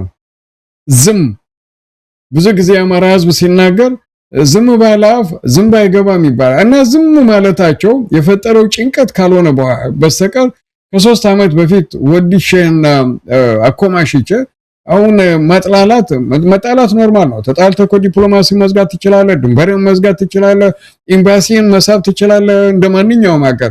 እንዲህ የረከሰ አነጋገር ግን በተለይ በዚህ በቴክኖሎጂ ዘመን ኤአይ ተጠቅመ የኤርትራ መሪዎች ሌላ ዝንጀሮ አምስለ ብታወጣቸው እንሽላሊት ብታስመስላቸው እውነታውና ምድር ላይ ያለው ሀቅ ያ ስላልሆነ ነገ ተመልሶ እፍረት ነው ለነሱና ለባጫም ሆነ እሱን ለሚልኩ ሰዎች እንደገና ደግሞ እሱን ተቀብለው 3 ሰዓት ሙሉ እንዲህ አይነት ቃለ ምልልስ ሲያደርጉ ይቅርታ አድርግልኝ እዛ ውስጥ መግባት ስለማልፈልግ ነው። ሁኔታውን ተከታትየዋለሁ። እነዚህ ሽምቅ ተዋጊ የምትላቸውና ትጥቅ ያነሱ ሰዎች ትጥቅ ማንሳት ይገባቸዋል ወይ ምክንያትስ አላቸው ወይ የሚል ጥያቄ ነበር። ያ ጥያቄው ራሱ ከ3 እና ከ4 ዓመት በፊት አብይ አህመድ ቡዳ ነው አማራን ሳይበቀል አማራን ሳያጠፋ መተኛት አይፈልግም እና አማራን ይበቀላል ኦሮሞማ የሚል መንግስት የሚመሰርት ነው ብሎ ሲከስ የነበረ ሰው ነው እና አማራን ሊያጠፋ የተነሳ መንግስት መሆኑን ካወቀ አማራዎች ቢታጠቁና ሽምቅ ተዋጊ ቢሆኑ ምኑ ላይ ነው የሚያስከፋ ጀነራሉ የምጠይቀው? እና ይሁሉ ስብስብ ግን የሚናገሩትም የሚጠይቁትም ከጭንቀት የተነሳ ስለሆነ በእኛ በኤርትራ በኩል ቅድም እንዳልኩ እኛ ሶሻል ሚዲያ ላይ የምንናገር ሶሻል ሚዲያ ላይ ግብረ መልስ የምንሰጥ ሰዎች ነን።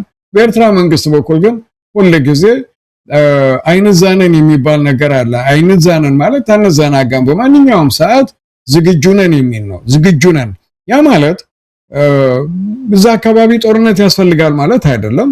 ያ ማለት ውጊያ ውስጥ እንገባለን ማለት አይደለም። አስፈላጊ ከሆነ ግን ልክ የኢትዮጵያ መንግስት ከማንም ጋር ተባብሮ የማንንም እጅ የሳመ ብርና ድሮን እንደሚሰበስብ ኤርትራ መንግስትም ይህን ማድረግ በጣም ቀላል ነው። ከፈለገው ማድረግም ካለበት ደግሞ ያደርጋልና ጭንቀቱ ገና በሚቀጥሉ 3 ሳምንታት በተለይ ባጫ ደበሌ አፍንጫ ስር የተሰበሰበው የኡጋዴን፣ የጋምቤላ፣ የሶማል፣ የሱዳን፣ የኤርትራ የፋኖች ትብብር በቪዲዮ ሲለቀቅ ሌላ ለየት ያለ እብደት እንሰማለን። ምክንያቱም ባጫ አፍንጫ ስር ነው ይሁሉ ነገር እየተካሄደ ያለው፣ ባጫ ብብት ስር ነው ይሁሉ ነገር እየሆነ ያለው። መሳይ አክሊሉ፣ ሌላው የአቶ ጌታቸው ረዳ ከአንድ ወር በፊት የሰጠው አንድ መግለጫ ነው የሆነ አንድ ስብሰባ ላይ የተናገረው ነው።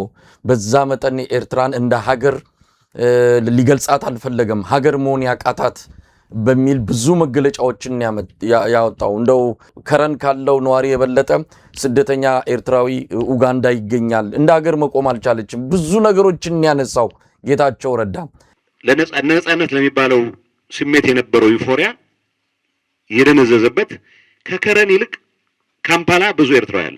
በአሁኑ ሰዓት ከረን የኤርትራ ሁለተኛ ከተማ ነው። ሊትራሊ ከከረን ይልቅ ከከረን በላይ ኤርትራዊ ካምፓላ ውስጥ ይኖራል።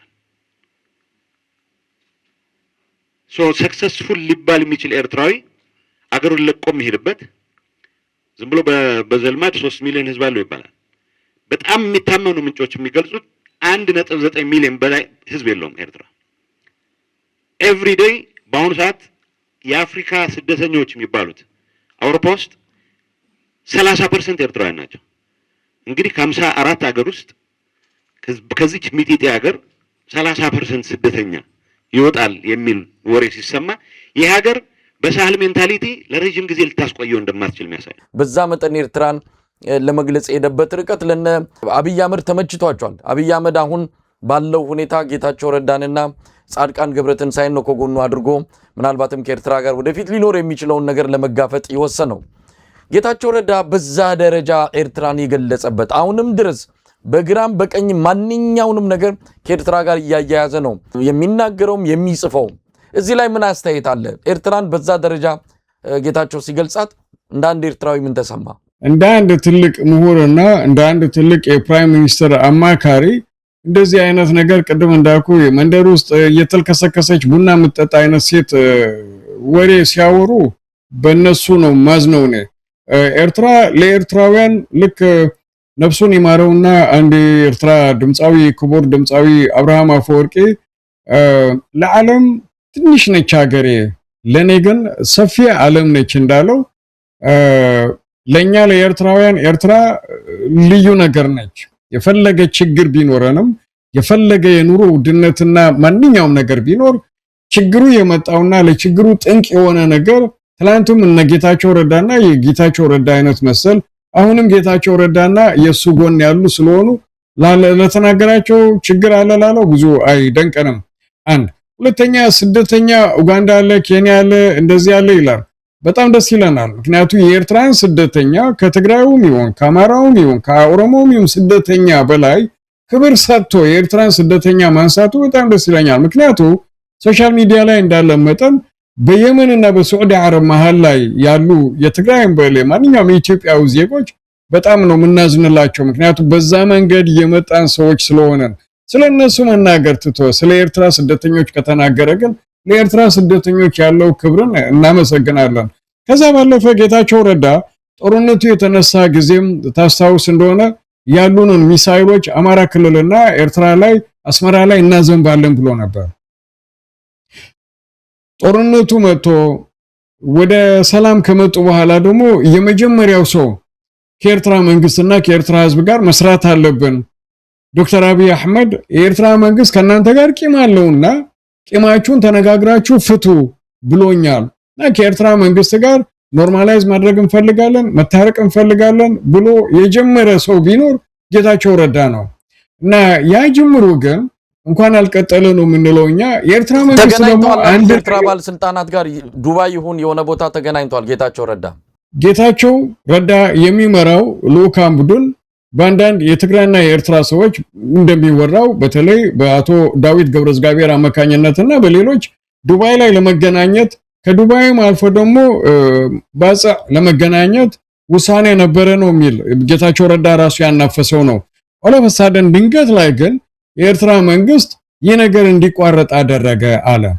እና እነዚህ ነገሮችና ከበስተጀርባ ያሉ ነገሮችን ስናይ የአብይ አህመድ መንግስት በጌታቸው ረዳ በኩል የኤርትራ መንግስት ማባበል የኤርትራ መንግስት ከነሱ ጋር አብሮ እንዲሰራ ማድረግና ትግራይ ውስጥ ያሉ የብልጽግና መንግስት የማይቀበሉ ትግሬዎች ከዛም አልፎ ደግሞ አማራ ክልል ውስጥ ያሉ አሁን ፋኖ የሚባሉትን የሚመቱበት መንገድ ምናልባት ጀነራል ጉዲና ባልሳሳት ትግሬ ከኤርትራም ከአማራም ጋር ቂም አለበት ሂሳብ ማወራረድ ይፈልጋል እና መዋጋት አለባቸው እነሱ ከተዋጉ በኋላ እኛ ወይ 1000 ዓመት እንነክሳለን ወይ ደግሞ ኦሮሞን ነፃ እናወጣለን የሚል ንግግር የተቀዳ ለቪዲዮ ላይ እና ይህ ነገር የኤርትራ መንግስት ይድረሰው ያድረሰው ከጌታቸው ረዳ ጋር የሚደረግ ማንኛውም አይነት ግንኙነት ኢሚዲየትሊ እንዲቋረጥ ተደረገ ግንኙነቱ ተጀምሮ ነበር በትክክል ተጀምሮ ነበር ምክንያቱም የኤርትራ መንግስት ቀደም እንዳልኩ ከትግራይም ከአማራም ከኦሮሞም ከሱዳንም ከማንኛውም ከህዝብ አንፃር ነው ማለት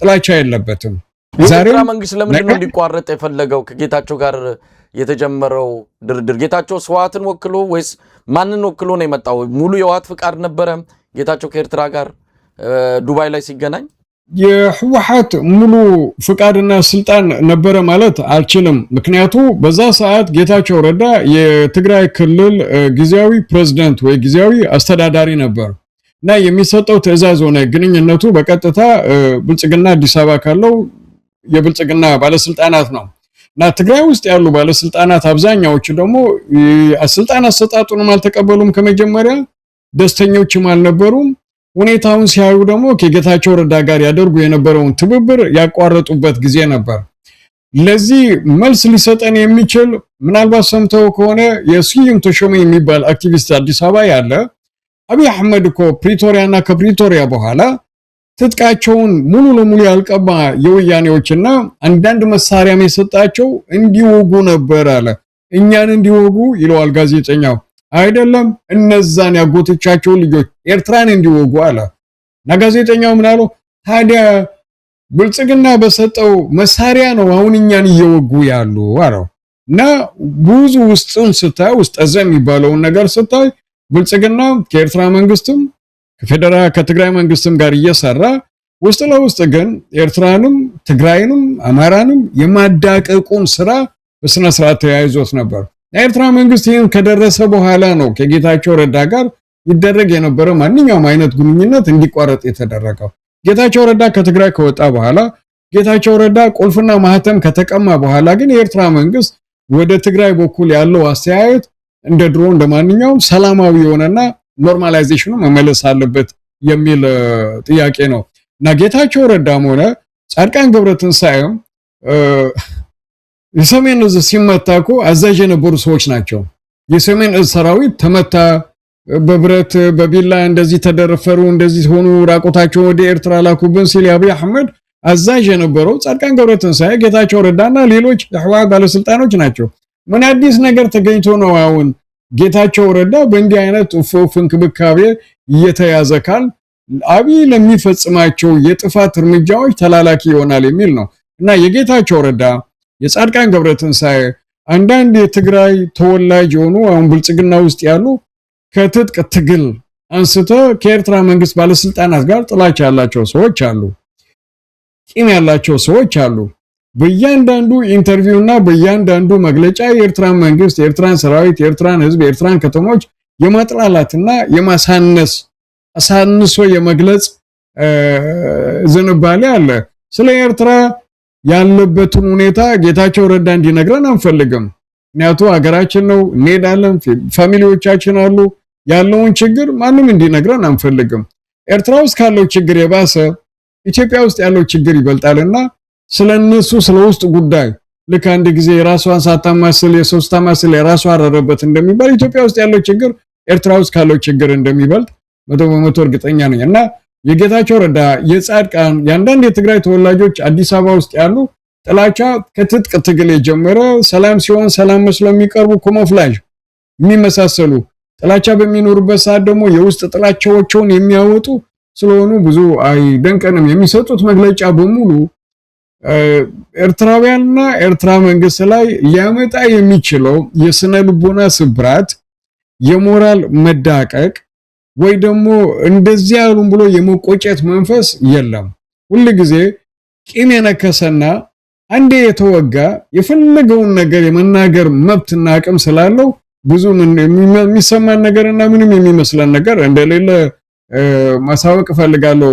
መሳይ ግን ለሚቀጥሉት 2-3 ሳምንታት ተመሳሳይና የባሰ አይነት ዘለፋን በለው ስድብን በለው ከፍተኛ ባለስልጣናቱ እንሰማለን። ከአብይ አህመድም ጭምር የአብይ አህመድ እኮ ባሮንቱ የባንቲ ነው በባንቲ ስም የወጣ ነውና ባሮንቱም የኦሮሞ ነው አለ። ትግሬዎቹን ሲያጥላላ ሚኒሊክ ባድዋ ጦርነት ጊዜ ከኦሮሞ የመጡት 120 ሺህ ሰራዊት ትግራይ ውስጥ ስንት የኦሮሞ ተወላጅ ወልደው ሄዱ ዲኤንኤ ይቁጠረው አለ። በዚህ በኢትዮ ኤርትራ ጦርነት ለ20 ዓመት ትግራይ ውስጥ የነበረ ሰራዊታችን ቢያንስ አለ አንድ ወታደር ከ10 እስከ 20 ልጆች ወልደዋል አለ። ምን ማለት ነው? ዲሞግራፊ የትግራይ ማጥፋት ማለት ነው። በዛ በኩል ሂዶ ደግሞ አፄ ዮሐንስ የአማራ ክልል ህዝብ ላይ ያደረሰውን ጥፋት ታውቃላችሁ አለ እና ይህ ሁሉ ሰብስበ ስታየው ጭንቀት የፈጠረው መውጫ የማይገኝለት በጣም የወረደና የረከሰ አነጋገር ነውና የሚናገሩት ሁሉ በጣም ቀላል የሆነና ከኛ መልስ አንፃር ስታየው መመለሱና እንስተ መናገሩ ራሱ ተገቢ አይመስለኝም ለኔ። አክሊሉ እንደ ኮሙኒኬሽን ሚዲያዎች የብልጽግናን አቋሞች የብልጽግና እንዲህ አይነቱን ትርክቶች በሰፊው እያወጡ ነው። በኤርትራ በኩል ዝምታ መመረጡ አልፎ አልፎ ነው በአንዳንድ ባለስልጣናት ቃል አቀባይ የማነ ገብረ መስቀል አማካይነት አንዳንድ ትዊተር ላይ የምናየው መልስ ካልሆነ በስተቀር በብልጽግና ባለስልጣናት በወታደሩም በፖለቲካ አመራሩም በየጊዜው በሚሰጠው መግለጫና ኤርትራን በተመለከተ በሚነሱ ጉዳዮች ላይ ምላሽ አለመኖሩ አንዳንድ ጊዜ ያው የኮሙኒኬሽን የዚህ የተግባቦት ፍልስፍናን መርህን ታውቀዋለህ። ተደጋጋሚ ውሸት እውነት ሊመስል ይችላል። ስለዚህ በየቀኑ እንዲህ አይነት ነገር ሲነሳ ምላሽ አለመስጠቱ ትክክለኛ ስትራቴጂ ነው ብሎ መውሰድ አይቻልም። የኤርትራ መንግስት ምንም ይሁን ምን አጠፋም አላጠፋም የሚባለው ነገር ትክክልም ይሁን አይሁን ግን አቋሙን ማሳወቁ አልፎ አልፎም ቢሆን ተገቢነት አለውና እንዲህ አይነቱ ዝምታ ተገቢ ነው ወይ? ለአንዳንድ ነገሮች ማስተባበያ ለመስጠት ለአንዳንድ ነገሮች ትክክለኛው አቋማችን ይሄ ነው ብሎ አለመናገር የኤርትራ መንግስት ድክመት አይደለም? እንደው እንደ ባህል ተያያዘ እንጂ አንዳንድ ጊዜ ባለው አጠቃላይ ዘመን ባመጣው በዚህን ወቅት ላይ ምላሽ አለመስጠት ወይም ደግሞ አቋምን አለማሳወቅ የዛኛውን ወገን ተወደደም ተጠላም እውነት እንዲመስል የሚያደርግ ይመስለኛል። ትክክል ብለሃል። በትክክል እኔም እንደ አንድ ዜጋ አንዳንድ ጊዜ የኤርትራ የውጭ ጉዳይ ሚኒስትር፣ የኤርትራ ሚኒስትሪ ኦፍ ኢንፎርሜሽን፣ የኤርትራ መከላከያ ሚኒስትር አስፈላጊ ሆኖ በሚታይበት ሰዓት ለእንደዚህ አይነት ታች ርካሽ የወረደ አነጋገር ወይ ደግሞ የሀገርና የህዝብን ክብር ሊነካ በሚችል መልኩ መልስ ወይ ግብረ መልስ ያለ መስጠት እንደ ዜጋ እኔንም ለምን አይመልሱም ለምን አይናገሩም ሌላው ቢቀር ትንሽ ስቴትመንት ጽፈው ለምን አይለቁም የሚል አስተያየት አለኝ። በኤርትራ መንግስት በኩል ደግሞ ብዙ ጊዜ ስታናግራቸው ጠላት ወደሚፈልገው ነገር መጎተትና መሳብ የለብህም። እነሱ የሚፈልጉት የኤርትራ መንግስት ከነሱ ጋር የቃላት ጦርነት እንካ ገባ ሰጣ ውስጥ እንድንገባ ነው የሚፈልጉ ይላሉ። ግን በዚህች ባለፉት 2-3 ሳምንታት በኤርትራ ናሽናል ቴሌቪዥን የተጀመረ ዝም ያልነው ዝም ማለትን ስለመረጥን ነው የሚል አርስተ ሰጥቶት በእያንዳንዱ የጌታቸው ረዳ በአብይ አህመድ በዲና ሙፍቲ በባጫ በብርሃኑ ጁላ በማንኛውም የኢትዮጵያ ባለስልጣን በሰጧቸው ነገሮች ቪዲዮ እየተቀናበረ መልስ እየተሰጠ ነው። ምናልባት አልደረሰም ወይ በትግርኛ ስለሆነ አልተከታተልከው ሊሆን ይችላል እንጂ በዚህ ሰዓት መልስ እየተሰጠ ነው እና መልስ መስጠቱ በትክክል አስፈላጊ ነው። በትግርኛም እንደዛ የሚባል አባባል አለ። ሐሰት ከደጋገም ሐቂ ይመስል ይባላል። ማለት ውሸት ሲደጋገም እውነት ይመስላል ይባላል። ግን ብልጽግና ውስጥ ያሉ ባለስልጣናት ከአብይ አህመድ አንስተ እስከታች ካሉ ድረስ ተናግረው ሊያሳምኑት የሚችሉ የኢትዮጵያ ህዝብ አለ አልልም። በዚህ ሰዓት የብሔር ነገር ሆኖበት ጌታቸው ረዳ ትግሬ ስለሆነ ለደግፈው፣ ጻድቃን ትግሬ ስለሆነ ለደግፈው፣ ባጫ ደበሌ ኦሮሞ ስለሆንኩ ነው ምርኮኛ ያሉኝና ከኔ ጋር ቁሙ እንዳለው ካልሆነ በስተቀር እውነታውን የማያውቅ ሰው በዚህ ሰዓት አለ አልልም። ግን እጋራዋለሁ ሐሳብን ትክክል ነው። የኤርትራ መንግስት አስፈላጊ በሆነበት ሰዓት በሀተታ መልክ አንዳንድ የሚወጡ ነገሮች አሉ በጣም ቁጥብና ውስን ቢሆን ግብረ መልስ እንዲሰጡ ያው ተገቢ ነው ላለውንም መዘግየታቸው ወይ ዝም ማለታቸው አንዳንዴ አግባብ አይደለም ባይነኝ እኔም እንዳንተው መሳይ አክሊሉ እንግዲህ እንዳውን ደግሞ እንዳንድ የምስራቅ አፍሪካን ፖለቲካ በየጊዜው ትንታኔ ተሰጣለ በዛ ደረጃ ነው አሁን ጥያቄዎቹን የማቀርብልህ ቀደም ሲል እንዳነሳ ነው በኤርትራ መንግስትና በሌላው አካል መሃል ስላለው ያንተን አቋም ያንተን ከኤርትራ መንግስት አንፃር ያለህን እይታ ነው ያካፈልከን አሁን ደግሞ ወጣ እንበልና ምስራቅ አፍሪካ ላይ ምን ሊመጣ ይችላል እንግዲህ አብይ አህመድ ተያይዘው የሚመጡ አሉ ኢትዮጵያ ውስጥ ያሉት ተላላኪዎች ወይም ደግሞ ባንዳዎች አሉ ባዳ ደግሞ ሚላቸዋል ኤርትራ ሱዳን ከላይ ደግሞ ግብጽ እንደነዚህ አይነት ነገር አለ በርግጥ አንተ እንደምትለው ምንም ነገር ከኤርትራ ጋር በተያዘ ጦርነት ላይ ከፈት ይችላል የሚል ነው እሱን ነገር ማይቀበለው ግን ከዛም በሰፋ ባለፈው የአሜሪካ መንግስት ከኤርትራ ጋር ጦርነት ኢትዮጵያ ልትገባ ትችላለች የሚል ስጋት እንዳላቸው የአሜሪካ የስለላ ተቋምን የሚመሩት ባለስልጣን ተናግረዋል ስለዚህ የሆነ ነገር መምጣቱ አይቀርም ምን ይታያል አሁን ምስራቅ አፍሪካ ላይ ዱብ ይያለ ያለ ጦርነት አለ ነጋሪት በዚህም በዛም እየተጎሰመ ነው የትብብሩ ምናልባት የሚጀምሩት ዘመቻ ከተከፈተ ባጫ ደበሌ እንዳለው ጦርነቱ ድንበር አይኖረውም አስመራም ሊሆን ይችላል ካርቱምም ሊሆን ይችላል መጨረሻው የሚል ነገር አንስቷል ምን ይታያል በቀጣይ ባጫ ደበሌ ብቻ ሳይሆን ጌታቸው ረዳም እንደዚሁ ቀደም ባለም ጻድቃን ገብረትንሳኤ የተናገሩት ነገር ቢኖር ጦርነት ከተነሳ ኤርትራ ወይ ኤርትራ የምትባል ሀገር አትኖርም ወይ ደግሞ ጦርነት ከተነሳ ካርታ ወይ ጂኦግራፊው ይቀየራል የሚባል ነገር አለ አሁን በቅርብ ጊዜ የምንሰማቸው ደግሞ ጦርነት ከተነሳ ይላሉ ሱዳን ውስጥ ሊሆን ይችላል የሚያልቀው ሶማሌ ሊሆን ይችላል የሚያልቀው የሚል ትንታኔ ወይ ትንበያ ይሰጣሉ ይሄ ሁሉ ስታዩ አስፈላጊ ነው ወይ ሱዳን ውስጥ ለምንድነው ጦርነት የኢትዮጵያ መንግስት እንበል ወይ ከኢትዮጵያ መንግስት ጋር ተያይዞ ሱዳን ውስጥ ጦርነት የሚያልቅበት ምክንያት ምንድነው ምንም ምክንያት የለም ሶማሌ ውስጥ ጦርነት የሚያልቅበት ምንም ምክንያት የለም ጦርነት ከተነሳ ኤርትራ ባድመና አስመራ ደጀንና ግንባር አይሆኑም የሚባል ዛቻና የማስፈራሪያ አይነት አነጋገር አለ አንድ ሰው መጥፎ ነገር ሲናገር በትግርኛ ነፍስህ አግበረልካ ይባላል ምን ማለት ነው የተናገርከው መጥፎ ነገር ለራስ ይሁን ወይ ደግሞ ባንተ ይድረስ አነጋገር ነውና ጂኦግራፊ ይቀየራል ከተባለ እነዚህ ሰዎች አስበውበት ያውቃሉ ጦርነት ከተነሳ አስመራ ላይ ድሮን ሲሳፈፍ አዲስ አበባ ላይ ድሮን ወይ ደግሞ ሚሳኤል የማይንሳፈፍበት ምክንያት አስበው ያውቃሉ ሊሆን አይችልም የሚሉበት ምክንያት ሊኖር ይችላል አስመራ ውስጥ ወይ ኤርትራ ውስጥ ካርታ ይቀየራል ሲሉ ቃል በቃል ነው መናገር የምፈልገው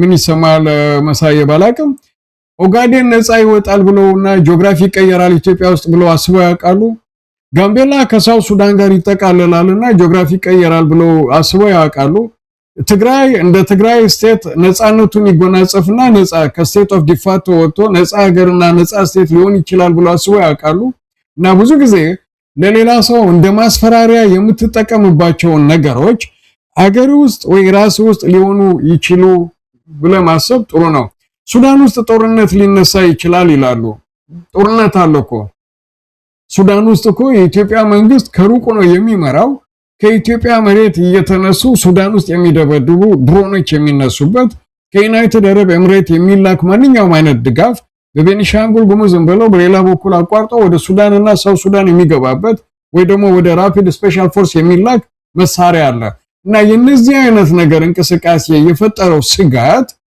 ምን ይላሉ የሚል እንቅስቃሴ ነውና ጦርነት በኔ እይታውንም ደጋግሜ የምለው ነገር ይነሳል ወይ ደግሞ እንዲህ አይነት ምስራቅ አፍሪካ ሊበጠብጥ ይችላል የሚል ጦርነት ይነሳል የሚል እምነት አሁንም የለኝም ከተነሳ ጦርነት ግን ነው የምለው በተለይ ኢትዮጵያ ውስጥ በጣም መጥፎ ሁኔታ ሊፈጠር እንደሚችል መገንዘብና ማሰብ ያስፈልጋል ትግራይ ውስጥ ካለው ሁኔታ ሲዳማ ውስጥ ካለው ሁኔታ ቤኒሻንጉል ጉሙዝ ካለው ሁኔታ ኦጋዴን ውስጥ ካለው ሁኔታ አማራ ክልል ካለው ሁኔታ ጋር አስተያይተን ኢትዮጵያ በሰላምና የኢትዮጵያ በሰላም መቀጠል አለበት የሚሉ የውጭም ውስጥም ያሉ የፖለቲካ ኃይሎች ግምት ውስጥ አስገብተን የሚነሳው ጦርነት እንደሚባለው ድንበር ዘለል ባይሆንም መጥፎ ጦርነት ሊሆን ይችላል በርግጥ መጥፎ ጦርነት የሚሆነው ግን ኢትዮጵያ ውስጥ ወይ ኤርትራ ድንበር ውስጥ አልፎ ሌላ ቦታም የጦርነት ሊሆን ይችላል የሚል እምነት የለኝም። እንግዲህ አብይ አህመድም ሆነ የሱ ጀነራሎች እንደሚሉት ጦርነቱ የቴክኖሎጂ ነው።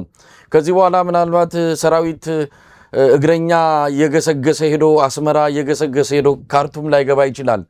አብይ አህመድ የሚለው የድሮን ቴክኖሎጂ ታጥቀናል፣ ሌሎችም አሉ ነው። በዚህ ደግሞ ከጎኑ የተባበሩት አረብ ኤሚሬትስ አለች። የቱርክ ድሮኖችንም እንደም ሰሞኑን እንደሰማነው ከሆነ በርካታ የቱርክ ድሮኖችንም አግኝቷል። ባጫ ደበሌ እንዳለው ባድመም ሆነ አስመራን በድሮን በመምታት ሰራዊት ሳናስገባ እንችላለን ነው። ካርቱንም በተመሳሳይ በዚህ አይነት መልኩ ያደርገዋል አያደርገውም ሌላ ጉዳይ ነው። ግን የመሆን እድሉ አለ። አብይ አህመድ ይህን ከማድረግ ወደኋላ አይልም። አጥፍቶ ጠፊ ነው ብለዋል አንዳንድ የኦሮሞ ፖለቲከኞች ጭምር። ስለዚህ አጥፍቶ ለመጥፋት የወሰነ ሰው ጦርነቱን ጎትቶ ሱዳን አስገብቷል። ኢትዮጵያውን በሱዳን ጦርነት ውስጥ እጁ አለበት። ወደድንም ጠላንም አብይ ዞን ገብቷል። ስለዚህ ይህንን የማድረግ የጥፋት ተልኮ ስላለው ከማድረግ ወደኋላ አይልም። አቅም አለ የለም እንደሚለው ከሆነ በቴክኖሎጂ ማድረግ ይቻላል ነው። ቴክኖሎጂ ያንን ይፈቅድለታል። ሌሎችስ የዚህን ተቃራኒ በሆነ መልኩ ይህንን የሚያመክን ታጥቀዋል። እሱን እንግዲህ በዝርዝር የምናውቀው የለም። ግን ሊያደርገው የሚችልበት እድል ሙሉ በሙሉ የተዘጋ አይደለም የሚለውን እንዴት ታየዋለህ? ማድረግ ቅድም እንዳልኩ ነው። ዶክተር አብይ አህመድ ወይ ደግሞ የአብይ የብልጽግና መንግስት በዚህች ሰዓት ልክ በርና መስኮት እንደተዘጋባት ድመት በሚያስብበትና በሚደርስበት ሰዓት በማንኛውም ሰዓት ማንኛውም አይነት በደመነፍስ የሚመጣ የጦር ወይ ደግሞ የጦርነት እርምጃ ሊወስድ ይችላል። ያ የሚወስደው የጦርነት እርምጃ ግን እያልኩ ያለው እኔ የሚወስደው የጦርነት እርምጃ እሱ የታጠቀውን አይነት መሳሪያ ቢያንስም ቢበዛም ሌላው የማይታጠቅበት ምክንያት የለም እያልኩኝ ነው። ድሮን ካለው ይብዛም ይነስም የኤርትራ መንግስትም የራሱ የሆነ የጦር መሳሪያ አለው። አዲስ አበባ ቁጭ ብሎ የምስራቅ አፍሪካንና ኢትዮጵያንም ኤርትራንም ሱዳንንም የሚበጠብጥ በተላላኪነት ደም እያናከረ መንግስት ለአንዴና ለመጨረሻ ከስፍራው ማራቅና መገልበጥ ብቻ ነው። ያ የማይቻል ከሆነና ጦርነት ውስጥ ከተገባ ግን ምናልባት እንደሚመኙት በቶሎ የማያልቅ ጦርነት ሊሆን ይችላል ከተገባ ነው። ግን አይመስለኝም። የአሜሪካ መንግስት የስለላ መዋቅር ሰጠ የሚባሉ ሁኔታዎች አሉ። ኤርቨን ማሲንጋን አምባሳደር ኤርቨን ማሲንጋን መቀሌ ሄዶ ከተመለሰ በኋላ አማራ ክልል ሄዶ ከተመለሰ በኋላ አፍሪኮም የሚባሉ ጀነራሎች አዲስ አበባ ካደረጉ ስብሰባ በኋላ የተናፈሰ ነው። ያ ደግሞ ቅድም እንዳልኩት ፕሮፓጋንዳ ወይ የታጠቁ ኃይሎችን ትጥቅ የማስፈታት ወይ የማስፈራራት የፕሮፓጋንዳ ሁኔታዎችን ነው ብለን ነው እኛ ምንገመግመው። ጦርነት ከተነሳ ግን አሁንም የምለው ጦርነት ከተነሳ ግን አስመራና ባረንቱ ወይ አስመራና ባድመ አስመራና ዛላምበሳ ደጀንና ግንባር አይሆኑም። ሁሉ ቦታ ነው እንደሚባለው ወይ እንዳለው ባጫ ደበሌ ኢትዮጵያ ውስጥና አዲስ አበባ ውስጥም the same thing ያጋጥማል ብሎ ማሰቡ አስፈላጊ ነው። ማሳይ አክሊሉ እንግዲህ ኢትዮጵያ ውስጥ አሁንም እንደው አድማሱን አላሰፋም፣ መጠነ ሰፊ ሆኖ አልታየ ይሆናል እንጂ ጦርነት ውስጥ ነው ያለው። የአማራ ክልል ሙሉ ጦርነት ውስጥ ነው ያለው። ኦሮሚያ በከፊል ጦርነት ውስጥ ነው ያለው። በተለያየ አካባቢዎች እንዲወጣ ገባ የሚል ግጭቶች ወደ ጦርነት ሊለወጡ የሚችሉበት ሰፊ የሆነ ስጋት ነው ያለው።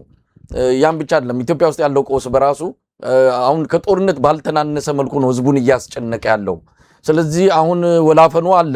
ምናልባት የለየለት እሳት ካልመጣ በስተቀር ኢትዮጵያ ውስጥ ከፍተኛ የሆነ ችግር ነው ያለው። እንዳልከው ይህንን ለማስቆም እየተባበሩ ያሉ ኃይሎች ከዚህም ከዛም ተጠራርተው ይህንን ስርዓት ለመጣል ከፍተኛ የሆነ ርብርብ እያደረጉ ነው ያሉት። የሚባለው ነገር እንዳይመጣ፣ ስጋቱ እንዳይመጣ በተለይ በትብብሩ በኩል ትልቅ ትኩረት የተሰጠው ከወዲሁም በሰፊው እየመከሩበት እንዳለ መረጃውን አግኝተናል። ለማንኛውም እንደው በመጨረሻ አክሊሉ ምን መልእክት አለ? ምን ማለት ትችላለህ? በቅርብ እንገናኛለን እንዳልከው ነገሮች እየፈጠኑ ነው። ብዙ ነገሮች እየሆኑ ነው በየጊዜው። እሱንም ደግሞ ተከትሎ ዳግም ተገናኝተን ሐሳብ እንለዋወጣለን። ለዛሬ እንደው እንደ መውጫ ሐሳብን ልቀበልና እንሰነባበት። መሳምና ለመሰለ ኢትዮጵያን ሊያፈርሱ ነው፣ ኢትዮጵያን እያፈረሱ ነው፣ ኢትዮጵያን የሚያፈርሱ የኢትዮጵያ ጠላቶች የሚባል ነገር ከብልጽግና ጎራ ይሰማል። በተግባር ግን ኢትዮጵያን እያፈረሰ ያለ ኢትዮጵያ ትፈርሳለች፣ ኢትዮጵያን ለማፍረስ ይፈልጋሉ የሚል የብልጽግና ኃይል ነው። ዳንኤል ክብረት የፕራይም ሚኒስትሩ አማካሪ የተናገረው ነገር ነበር አንድ ጊዜ። ትግራይ ወይ ህወሓት ኢትዮጵያ ውስጥ የተዋቸውን ቅሪቶች በሐሳብ በጽሁፍ በታሪክ እንደዚሁም በማንኛውም በምስል ሆነ በህንፃ መልክ ያስቀመጧቸው ነገሮች ከነስያሜያቸው እንዲጠፉ እንዲፈርሱ ብሎ የተናገረበት ነገር ነበር እና እነዚህ አይነት ነገሮችን ዘገም ብለ ስታያቸው ኢትዮጵያን በታሪክም በስነ ሐሳብም በህዝቡ አንድነትም ኢትዮጵያን ከፋፍሎ የማፍረሱን መንገድ እየተከተለ ያለው የብልጽግና መንግስት ነው እና ኢትዮጵያ ውስጥም ከኢትዮጵያ ውጭ ያሉ ኃይላት ይህ የማፍረሱ ስራ እንዳይቀጥልና እንዳይገፋበት የማድረግና የመተባበር ጊዜው አሁን ነው ባይነኝ እንደኔ እይታ ማለት ነው። ምክንያቱም በኑሮ በኢኮኖሚ በፖለቲካ በስያሜ ራሱ እንደሚባለው ኢትዮጵያ ውስጥ ከአፍሪካ ትልቁ የሆነ አየር ማረፊያ እየተገነባ ነው። ያ አየር ማረፊያ ድሮ የነበረውን ወይ ደግሞ አሁን ያለውን ቦሌ ኢንተርናሽናል ኤርፖርት ስያሜውን ሙሉ ነገር የሚቀይር ነው። አዲስ አበባ ውስጥ አዲስ ቤተ መንግስት እየተሰራ ነው። በኃይለ ሥላሴውን ሚኒሊክውን ተብሎ የሚጠሩ ቤተ መንግስቶች እንደ ሙዚየም ወይ ደግሞ ፈርሶ እንደ ኮሪደር ልማት ይደረጋሉ እና እነዚህ ኢትዮጵያን የማፍረስ ከታሪኳም ከምንም የማፍረሱን ስራ እየሰራ ያለው ብልጽግና ኢትዮጵያ ውስጥ ያለ መንግስት ነው እና እነዚህን ነገሮች መታደግ የብዙ የኢትዮጵያው ህዝብ አንድነትና አብሮነት መተባበር ነው። እንደ ጎረቤት ሀገር እንደ ኤርትራ ማለት ነው የኤርትራ መንግስትና የኤርትራ ህዝብ ኢትዮጵያ ውስጥም ሱዳን ውስጥም ማንኛውም ቦታ ጦርነትና የሀገራቱን መፍረስ አይፈልግም። በተለይ በኤርትራ መንግስት በኩል እንደ አንድ ተራ ዜጋ እንደ አንድ አክቲቪስት ከሚሰጡ የነሱ ለአፍላፊ የሆነታቸው ወረዳ አነጋገር ሌላም ነገር መናገር ትችላለህ። እንደ ኤርትራ መንግስት ግን እንኳን ኢትዮጵያ ውስጥ እንኳን ኤርትራና ኢትዮጵያ ውስጥ ጦርነትና እንዲህ አይነት ደም አፋሳሽ ነገር እንዲነሳ ይቅርና መላው አፍሪካ ውስጥ ምስራቅ አፍሪካ ውስጥ ሰላም ነው የሚፈልግ እና የማፍረሱን ስራ የማበጣበጡን ስራ እንዳይቀጥልበት ምናልባት ምን አይነት ውጤት ይዞ ይመጣል ጽምዶ ኬንያ የተደረገው ቀስ ብለን እናየዋለን። ጽምዶም የሌሎች ኃይሎችም አብሮነትና መተባበር መፍረስ የሚባለውንና መፍረስ ይያልክ የህዝቡን ስነ ልቦና የመስበርና የማስፈራራት መንፈስ የሚቀርበትን መድረግ የሁሉም ሰው ትብብርና ግዴታ ነው ማለት ብቻ ነው የምፈልገው። መሳይ መኮንን በጣም ነው ማመሰግነው። አክሊሉ በእውነት ብዙ ነገሮችን አነሳን፣ የወቅቱን ሁኔታ እንደዚሁ እይታዎችን ተጋርተናል።